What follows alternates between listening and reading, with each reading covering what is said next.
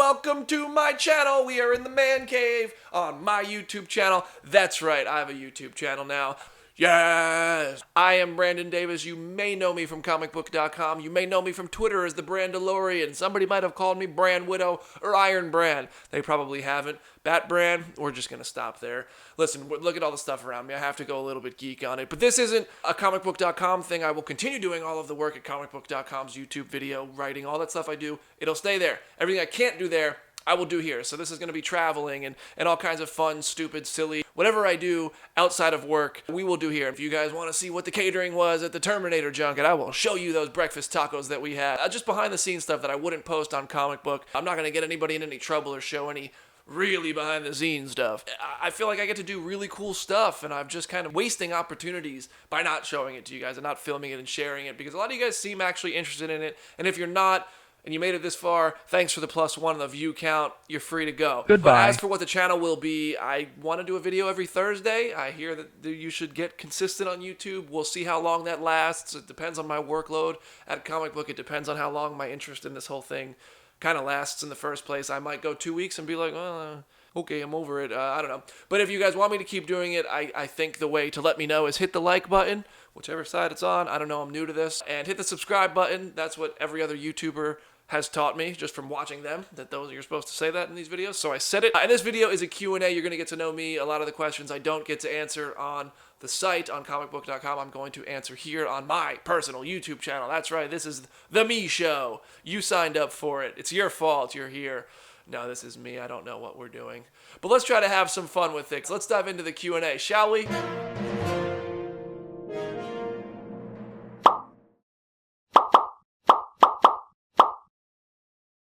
This first question, this is kind of the one that really inspired me to do this whole video in the first place. I get this question in DMs and tweets and just all the time from friends and stuff like that. And it's very flattering, but a lot of people ask me how I got my job. There is no short version of this story, so I'm going to give you the fastest version of the whole thing. If you don't know, I work at comicbook.com. I host, I write, I produce, I do all kinds of stuff there. But you guys always kind of ask me if I have advice for people who are struggling and getting into this kind of stuff. How did I do it myself?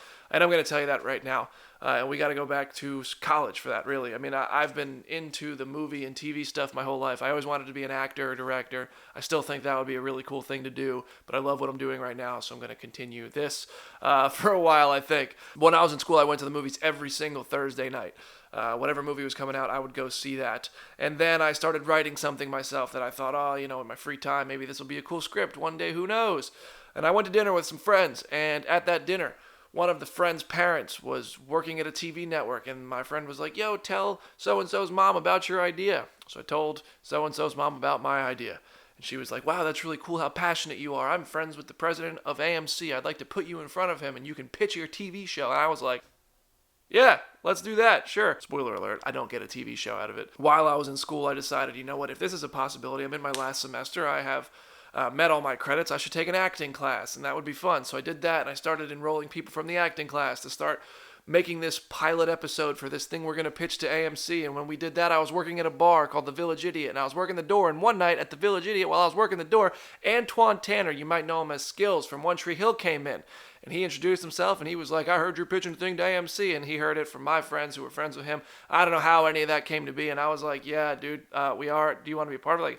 Anyway, he was kind enough to come out with us the next day and film a scene, and that gave us a whole lot of credibility. We had this guy from One Tree Hill, from Coach Carter, as a part of our little film that we were going to pitch to AMC. What? It was wild, but it gave us a lot of credibility, and as a result, the local news station ended up asking me to come in and talk about it while I was there. I was like, hey guys, I don't think I'm going to get a TV show out of this, but I do watch every single movie that comes out every single Thursday night. If you want me to do movie reviews every Friday, that'd be cool. So they were like, yeah, come in. That's where my buddy Friendy Clairvaux, I owe a lot of this to Friendy.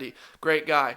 So I ended up going on Good Day Columbia for about 8 months. I wasn't getting paid. I'd go in at 5 in the morning every single Friday morning, and I would do like a 4 or 5 minute movie review, and I'd rate it out of 5 at the end, or out of 10 at the end. And the only movie I think I gave a 10 out of 10 back then was Guardians of the Galaxy. And so then towards the end of school, I emailed comicbook.com when it was still a very young website, and I said, hey guys, I don't see any video content on your website. I would love to do video for your stuff. I'm a big fan of the site. They said, what do you have in mind? So instead of just writing stuff out, I went into the Fox studio. I filmed something on their green screen there. I went home. I edited this awful video. I can't believe I got a job out of this. But I edited this video. I put my whole day into it. I skipped skipped a class, I think, and I sent it over to them a day later, and I said, stuff like this, like a weekly video. So I started doing one video a week for comicbook.com. I was making very little money doing that. Freelancers can imagine. And I was also still doing one movie review every Friday morning for Fox. Then it came time to graduate. Fox News offered me a full-time job as a morning news producer, which was amazing. Out of school, I was like, yo, no way, I can't believe this. So I was about to take that. It was 1 a.m. to 9 a.m. That was the job, producing the whole show. It was a 4-hour show, but when I took that, I was like, I want to be in front of the camera. I want to be doing stuff and talking to people. So I emailed comicbook.com and I said, hey guys, I got this job, this full-time job offer. I would like to come do this for you guys. What do you think? And so 2 weeks later, I moved to Nashville and started working with comicbook.com. It felt a little bit like a gamble at the time because the site was new, it was young, it was a very small thing, and it has grown so much. So I do feel like I kind of hit the lottery with that, and I've been a part of that team since the beginning, really. There were a few people there before me, but to be able to help grow the company and kind of just ride the wave that has been that website, Comic Book, I've been so lucky.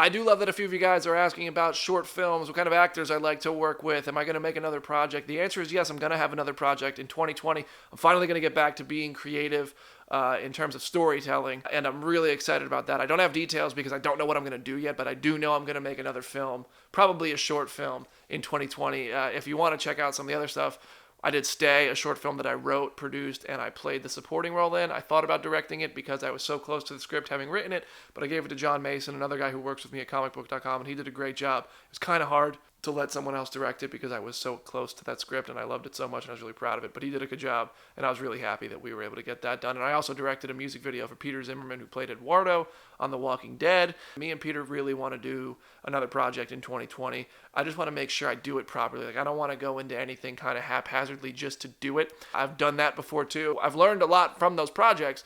But one of the things is, like, if you're going to do it right. And I'm fortunate enough to be on a stage where I think people will actually watch it. Like, you're here watching this. So if I were going to show you my work, I'd want to be proud enough of it to show it to you and make it worth your time. But there will be another project coming in 2020. What it is, I don't know yet. All right, a little bit less serious. Mitty Midori wants to know my favorite scene in the MCU. I would have to say probably the Winter Soldier knife fight. That's a pretty cool sequence. I also really like when the Ancient One dies in Doctor Strange, that moment where everything kind of slows down and it kind of puts in perspective how precious life is. I really love that. I think those are two of my favorites. I'm usually a sucker for, like, the romance stuff, like where Iron Man talks to the helmet and tells Pep when he drifts off he's going to dream of her, and most Iron Man scenes in general because he's my favorite character. Mitty Midori also wants to know what is the best opportunity this job has gotten for me. I would have to say that there were my two favorite things. I mean, the trips are amazing. Traveling the world is so cool. And this might sound like just cliche or something. My two favorite things are when Avengers Infinity War came out, I did a toy drive. You guys helped me raise over $1,000. I mean, I think it was like $1,400 people donated to it. And I spent almost $1,000 of my own money to go buy just every Avengers toy I could find. It was the shopping spree I always wanted to go on. It was so much fun. So at close to $2,000 I went and spent at, like, Walmart and Toys R Us and all kinds of stuff. And then I brought all of that to the Vanderbilt, the Monroe Carroll Jr. Children's Hospital at Vanderbilt. And I brought a couple of Avengers cosplayers with me. And we just went room to room and, like, lit up the room with these kids. They were smiling and they were all, it was heartbreaking to see these kids in that situation. But to see them as happy as they were, I need to do more of that because I'm in this awesome position where I can raise money, I can do stuff like that and make a difference, and I get to do awesome stuff myself, so I need to give back a little bit more. That was 2 years ago we did that, so we're due. We're due for another one. But also, another Avengers Infinity War thing, I brought my mom to the premiere, and we went to Disneyland the day before, and at the premiere, I mean, she was just over the moon. We had the best time. She looked so pretty. She had such a good time. It was so funny because, like, people like Chris Hemsworth's walking by, Robert Downey Jr.'s walking by. The one person who she gets super excited to see is Don Cheadle. Look, I'm a War Machine fan, but she didn't care about anybody else. I turned my back on her for 1 second at the after party for Infinity War, and then when I turned back around, she had Don Cheadle by the wrist and was talking to him, and I was like, "I'm sorry, Mr. Don," and he was like, "This is your mother, she's great." That part, I don't know if that part's true. What Disney Plus series am I looking forward to the most? I mean, I really think Falcon and the Winter Soldier is probably the one I'm most attached to, I guess. What If could be really cool, but I'm not a sucker for animation. But what I've heard about Loki is like it's really cool. A lot of hype for Loki from what I've heard. I can't say anything more than that, or someone will kill me.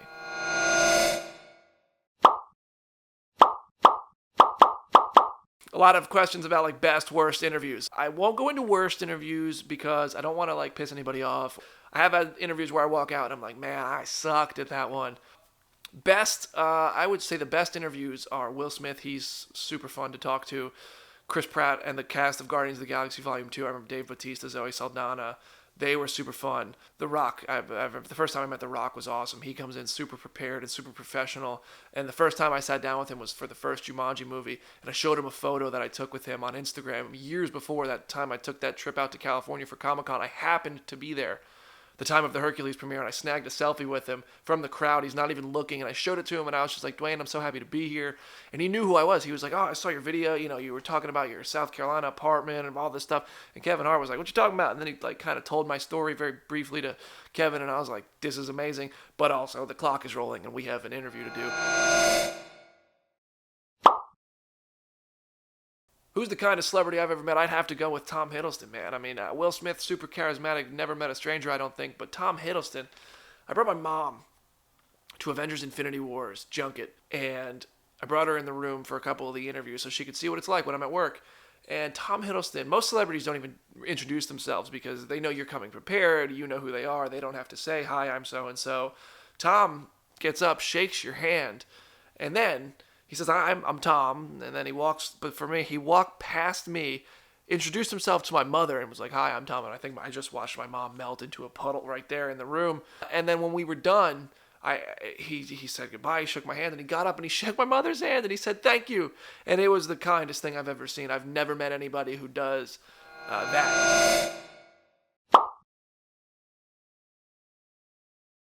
Tyler Timothy on the Instagram question, who was somebody I was super nervous to meet? Again, that was The Rock. Robert Downey Jr.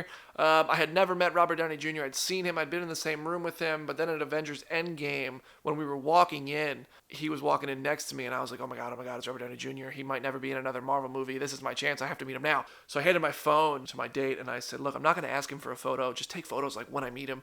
So I went over and I met him. And he was so cool. I went up to Downey and I said, like, Mr. Downey, I'm a huge fan.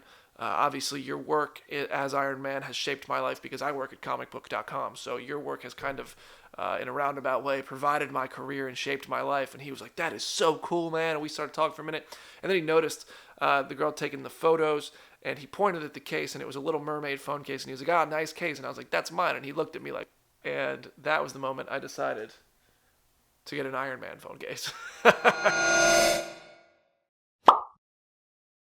Wim Sadmojo, another Instagram question. If I wasn't working for comicbook.com, what would I be doing? Man, I don't know. I went to a career fair in college, and I hated every second of it. I remember being in line at the University of South Carolina, and I was wearing a suit that was too big for me, and it was very bland, and it was just like a businessman suit. And now I love wearing a suit because I get to be stylish because I'm on camera, and I love doing that. I didn't at first. I was kind of lazy about my wardrobe, and then my friend Morgan told me how to be, and I love that now. But I just remember walking in, everybody looked the same, and everybody had their folder with their resumes in their hand, and nothing against people who enjoy that and have a job that they got at a career fair and do all that stuff because that's awesome for you. I'm not a person who gets uncomfortable in social situations. However, at this thing, I just felt so uncomfortable. I knew I didn't want to be there. That, I think, was the moment. This was, I think, my junior year at the University of South Carolina. I think that was the moment where it clicked that I have to go do something I want to do. And at that point, it was move to LA and pursue acting and directing. And that really was the plan until the Fox stuff and the comicbook.com stuff ended up coming about. But I was going to work at JCPenney. I was going to manage a JCPenney's. And that was the job that I was really close to getting out of college. It was paying just fine, and it had opportunity for growth, and I'm sure it would have been great, I guess. But I couldn't see myself doing it. I didn't enjoy the whole job hunt thing, the whole boasting about yourself, which is what this video has become. I couldn't do it. I just really couldn't do it. So The only thing I would be happy with doing, I think, would be I'd like to one day open a gym because I like people and I've become friends with people who manage the gyms that I go to. And I think that that's a really cool thing where you just kind of build a community and you become friends with people. And I've just learned to love exercise as well. So I think that's kind of the less exciting answer. But I would like to just open a gym back in South Carolina, maybe in Charleston on the beach, and just live happily ever after. And the last question is coming from Instagram. Which would I watch for the rest of my life if I could only watch one, Marvel or Star Wars? Well, I'm going to start a fire right now and say I would only watch. You thought I was going to pick one. What is this? I know better. You don't pick out of Marvel, Star Wars, and DC. You don't pick a favorite. I had a lot of fun doing this, and I think the YouTube thing could be a lot of fun. If you guys enjoyed it, like, subscribe, do all that stuff. That's how I'll be able to tell. Leave me comments. Send me thoughts in the comment section or on Instagram and Twitter at BrandonDavisBD. I really do love hearing from you guys. I'm sure you noticed that I answer as many people as I can on Twitter without being annoying to everyone else. If you give a shit to make it this far into the video, that's truly flattering. I never really understood why people listen to people talk on YouTube, but if you had a good time, that's awesome. That means the world. So then we'll keep doing this. I don't want to keep doing just videos where I'm just talking to a camera. I promise we're going to get out of my house. We're going to do some fun stuff. We're going to travel the world. We'll do some superhero stuff. I don't know. It'll be a good time. Truth be told, I had to film this twice because the first time I didn't even plug the microphone in. So I hope you were able to hear this okay. Thanks, guys. Thanks for watching. Maybe we'll do a tour of the man cave sometime, too. Let me know if you want to see that. Later, everybody. Welcome to the channel.